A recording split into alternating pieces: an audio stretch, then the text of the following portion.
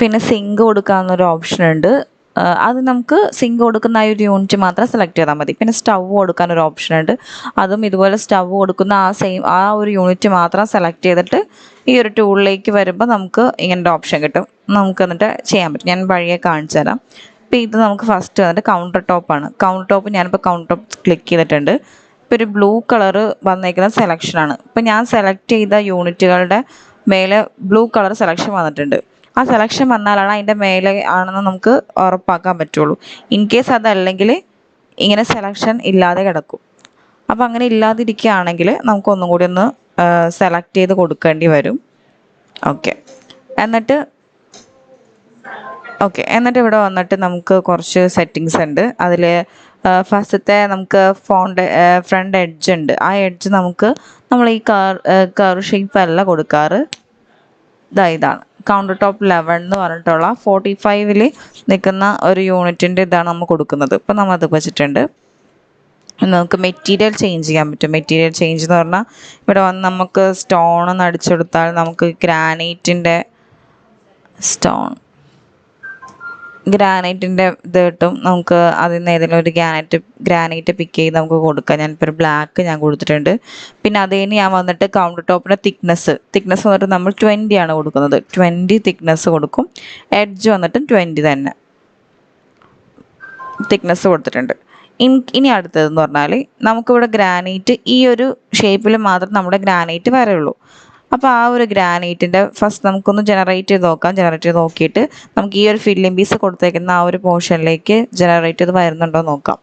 Just generate ചെയ്യാൻ കൊടുത്തിട്ടുണ്ട്.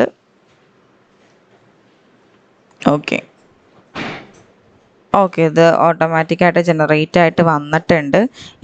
അത് എന്താണെന്ന് വെച്ചാൽ നമ്മളിവിടുത്തെ ഒരു 0.50 കൊടുത്തേക്കുന്നുണ്ട് കേട്ടോ.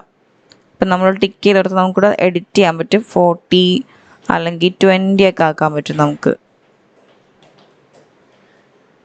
45 കൊടുക്കാം. 45 കൊടുത്ത് ജനറേറ്റ് കൊടുക്കാം.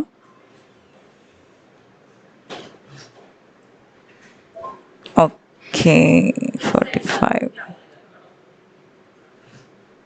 45-ൽ കൊടുത്ത് ജനറേറ്റ് ചെയ്യുമ്പോൾ നമുക്കിത് 0 തന്നെ കൊടുക്കാം.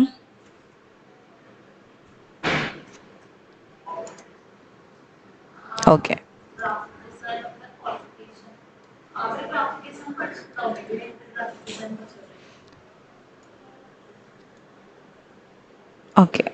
ഇപ്പോൾ കഴിഞ്ഞിട്ടുണ്ട്. അപ്പോൾ നമുക്കത് ഫിനിഷ് കൊടുക്കാം. ഇതിപ്പോൾ നമ്മളുടെ ഗ്രാനൈറ്റ് ടോപ്പ് നമ്മളിപ്പോൾ കവർ ചെയ്ത് കഴിഞ്ഞു.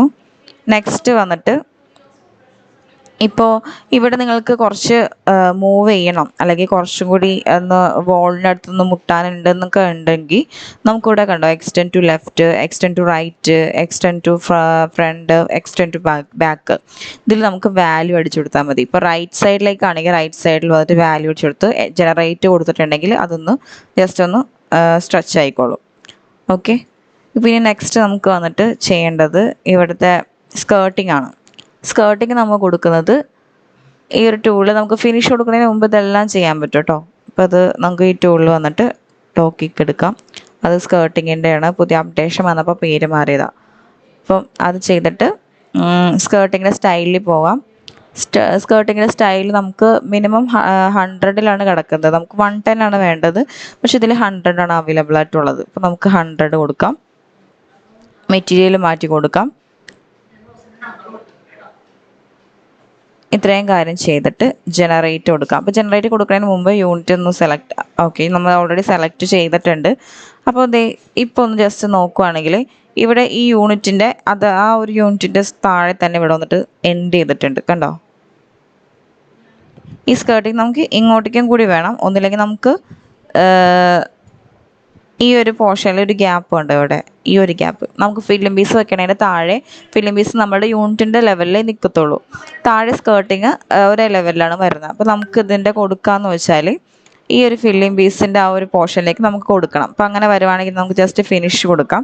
ഇത് ഫിനിഷ് കൊടുത്ത് കഴിഞ്ഞിട്ട് ഈ ഒരു യൂണിറ്റ് നമുക്ക് സ്കെയിൽ ചെയ്ത് ആ ഫില്ലിംഗ് പീസിൻ്റെ ആ ഒരു ലെവലും കൂടി കവർ ചെയ്ത് വയ്ക്കാം. അങ്ങനെ കവർ ചെയ്ത് വെച്ചിട്ട് ജനറേറ്റ് ഇതൊന്ന് ഡിലീറ്റ് ചെയ്യാം നമുക്ക്. എന്നിട്ട്